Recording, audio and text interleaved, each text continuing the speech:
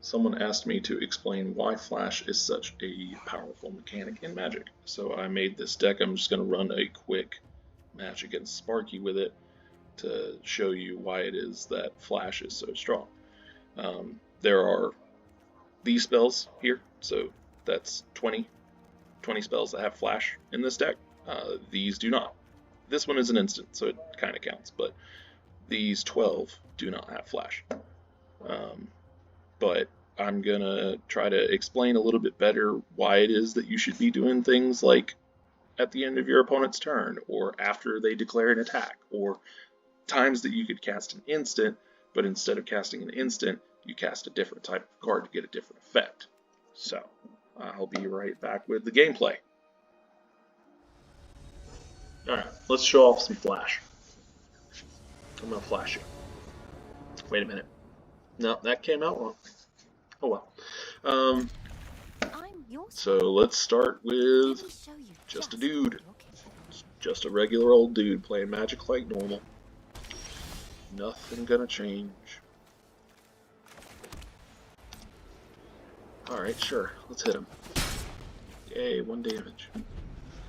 So Flash is useful for interacting with your opponent. What I mean by interacting is exactly what it sounds like. They do something, you do something in response. So this is not the best play. I'm just showing you why. I can give my creature protection from green, which means that he can't deal damage to it because it's a green creature. But, you know, would he have blocked if he knew that it wouldn't matter? Who knows? I could have held up that God's Willing and prevented that bite from happening. I could have held up the God's Willing and blocked his creature with this and kept it alive and not taken 2 damage. Instead, I'm working on playing things in my main phase, and it's not really doing a whole lot. It's slow and inefficient. I've got tap mana. If I had the 1 more open mana, I could use the Prayer of Binding on this Colossal Majesty that he just played. Oh well. But instead I'm gonna make some dudes. And, oh look at that. He doesn't have any mana to deal with them now. So he's gonna take 3 damage.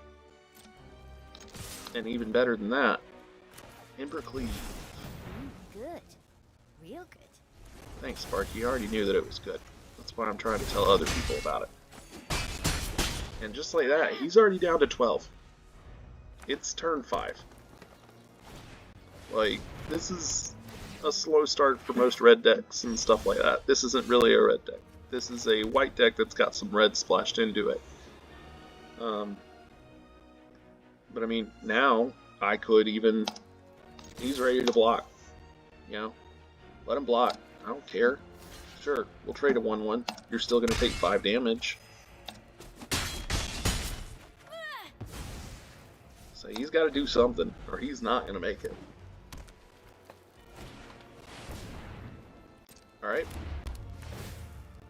Oh, perfect. So when it enters the battlefield, you can have it fight target creature you don't control. Okay, so he's going to get rid of my guy that's got the Embercleave on it. In response, I'm going to get rid of the Indrik. Since the Indrik's not there, it can't fight. My guy stays alive and he loses his big 4/4 creature. He also doesn't get his upkeep trigger for the Colossal Majesty anymore, so he doesn't get to draw a card. And now he's going to go down to 2.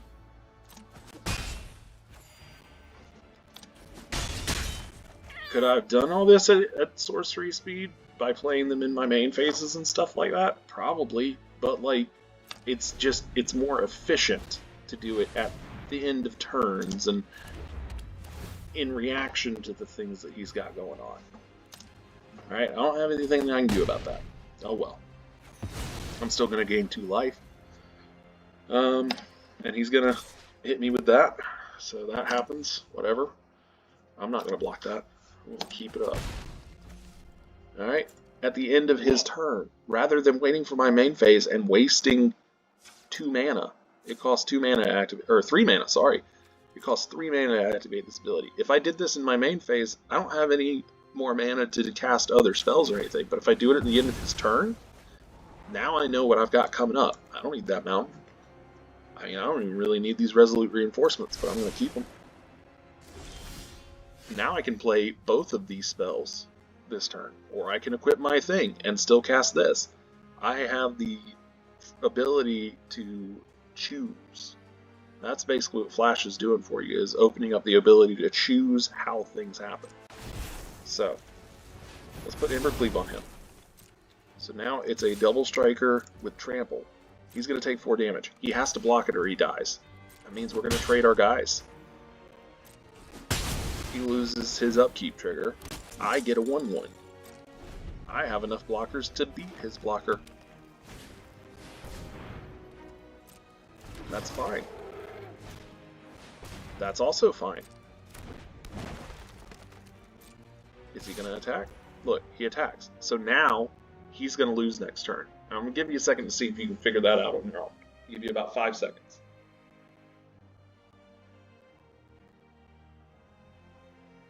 So, he messed up because now he only has 2 blockers, which means that he can block the 2 that I have here, but he won't be able to block the other 2. He's only got 1 mana. He hasn't cast anything yet so far that's only 1 mana. So no blocks.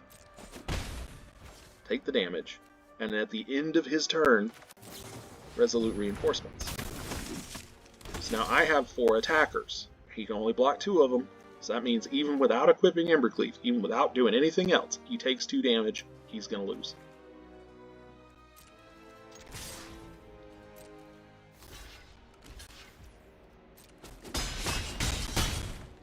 And it's all because I have the information that he doesn't. If he had the information that I had, he would have been able to block perfectly. He would have been able to make perfect decisions. But instead, he's having to make inferences due to unknown information. And granted, it's a computer, so it's pretty easy to figure out how it thinks, what it's doing, what its strategy is, and whatnot.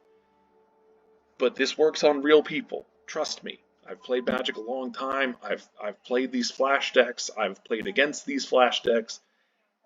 If you're not expecting it, sometimes getting hit with a spell with Flash is one of the worst things that can happen to you. They play a creature that you weren't expecting at the end of your turn. You already used up all your resources during your turn, so you can't deal with that creature now. They're going to get at least 1 turn that they get to do stuff with that creature, or enchantment, or artifact, or whatever it is.